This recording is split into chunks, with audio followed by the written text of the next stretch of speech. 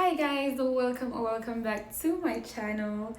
I think at this point we can all agree that I finally ran out of excuses as to why I've not really been on YouTube. The truth is there are so many reasons, but in conclusion I've just been super busy.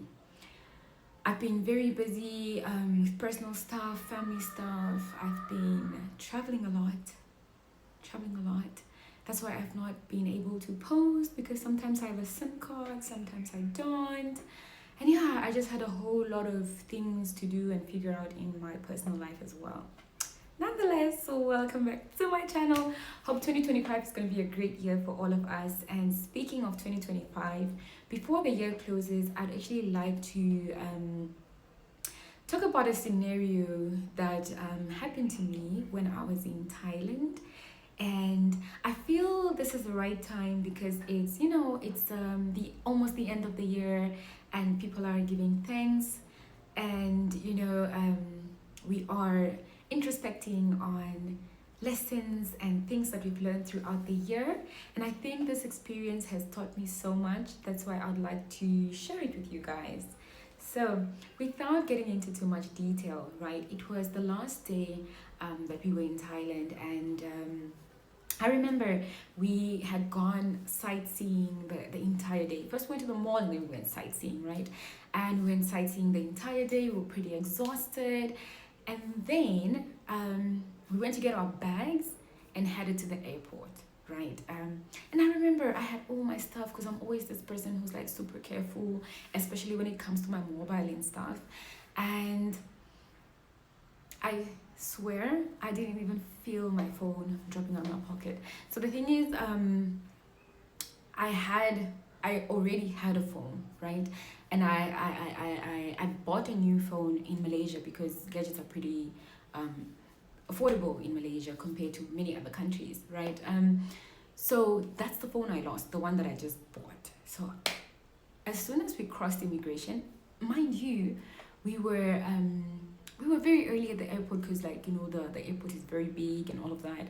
And we get to the airport, it's not even our check-in time yet, so we go to midday and we're just like chatting and talking and whiling away time. And through all of that, I didn't actually realize I don't have my phone, because in the first place I thought it was in my backpack and I didn't need it because there was no SIM card anyway, and I was using my old phone the whole time to chat and take videos and pictures and stuff like that. So yeah, and then we checked in, crossed immigration, and then I don't know, how they say that every time someone touches something that you lost or forgot, that's when you remember it. So I was like, I'm gonna go to the bathroom first before we go to our gate number. So I went to the bathroom and I came out and I was like, do you have my phone? And the answer was no, I don't have your phone. I'm like, oh my gosh, I think I lost my phone. And now I couldn't remember where I lost it. Was it in the taxi that brought us back from wherever we were sightseeing, or was it the taxi that dropped us at the airport? I couldn't remember.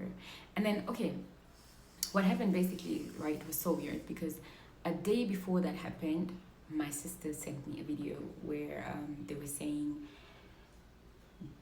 do not worship material things, worship the creator and provider thereof. Thank them for the material stuff that you have.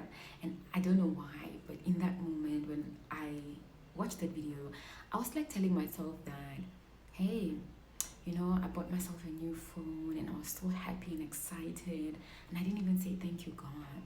That's so terrible. So I mean, I prayed over my phone, right? And then the next day I lost the phone. So when it happened, I was actually really calm. I wasn't like angry or like crying. I don't know, for some weird reason I was just so calm, and I was like, well, maybe it wasn't meant for me.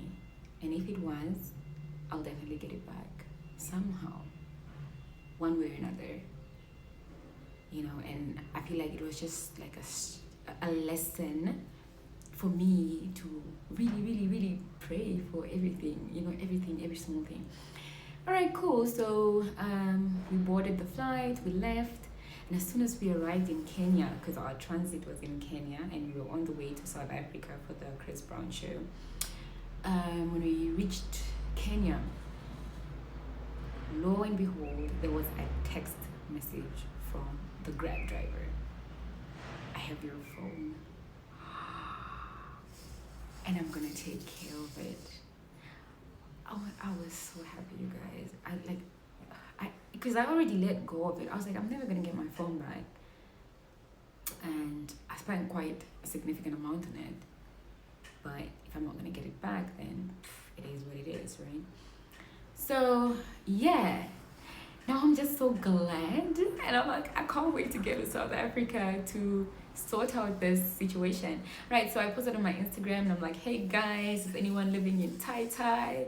You know, and then a guy reached out and he's like, yeah, he lives in Thailand. And yeah, I don't know him very well, but we're like acquainted, right?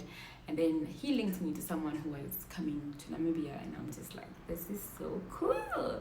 So I did get my phone back, and honestly, I just have to say, obviously I tipped the driver on the app, and I said thank you to him, and he called us, and this is the thing, right? That guy, he's like the most happiest person ever. Because I remember, like, when he was taking us to the airport, he was like so excited, and he was telling us about the airport history, and we were just like engaging with him. We were all laughing, but for the most part, we were amazed. Like, have you guys seen the airport in Bangkok? Have you guys seen it? It is beautiful, gorgeous, gorgeous, gorgeous, gorgeous, gorgeous. Metal and glass, the biggest airport with metal and glass only. It's gorgeous. And the history, I mean, I can't remember all of it, but I remember like there were some jokes associated to it that it's been built for so many years, but in reality it's not. But it's just because of, you know, how long the process took from the beginning to like its finished product. And so yeah, and he even taught us how to pronounce the airport. And if you ask me, I still don't know. Like, I literally forgot, because that name, yo, even when you see it on the, just, you know, if you Google it and you see the name, you'll be like, the way I was reading it was totally wrong, because I was like sort of reading it in English, where you just read a word as it's written, but that's not the case. So yeah, he was like sharing a lot with us, and we were laughing and just so amazed. And I was just so glad that, hey man, we learned a lot through just a short drive. So eventually when he called us and we spoke to him when we were in South Africa, he was the same jovial person. Like, he was like, I was really so worried. I even went on Google to search your flight. I knew which place it was, but then you guys had already left, because it was the only flight going to Nairobi. You know, like, such an angel. And I just, guys, I have to say thank you so much. Like, you just reminded me that good people still exist. And you know, it's so funny, till now we still talk about how nice people in Thailand are. You guys, actually, I could kind of say the same about Malaysians. You know, Malaysians, Filipinos, all these countries like Singapore, people are so respectful. Like, they're so respectful towards others, and the service is impeccable. Like, if you go to a restaurant, or if you're in a shop to buy something, like, the service you receive is so nice. Even at the hotels, like, people, you know, back home, people never really understood when I used to say like, oh, the service here really sucks, like, people are so disrespectful. Man, in Asia, at least Southeast Asia, because I've been to most countries in Southeast Asia, people are so nice, and the service is so nice, and people are respectful. They might not love you, who needs to love you, you know, but they really like respect you and try to like really give you good service. You know what I'm saying? It's not like, I can name like a lot of scenarios where we're like in Namibia and I'm not gonna do that right now, because this video is all about saying thank you to my Grab drivers. So again, I want to give a million thank yous to him, and remind people that if you have a chance to be good to someone or return the item, please do so, because I feel like that is definitely the person that I am. I do not like to touch what doesn't belong to me. I don't care if it's a 10 cent, a 5 cent, I'm not gonna touch it. And there's no way that I would keep something that doesn't belong to me. That's just my character, and that's the way I was raised. So I'm glad that, you know, such people do exist. So yeah, thanks for watching, you guys. That was my experience losing my phone. Ironically, like I said, I wasn't sad because I had actually prayed about it, and it's sort of like it just unfolded the way that I speculated, right? Like it was like a, I don't know, you know, I was like in the spirit or something like that. But yeah, thanks for watching, you guys. I hope I'll see you guys in the next video. Ciao.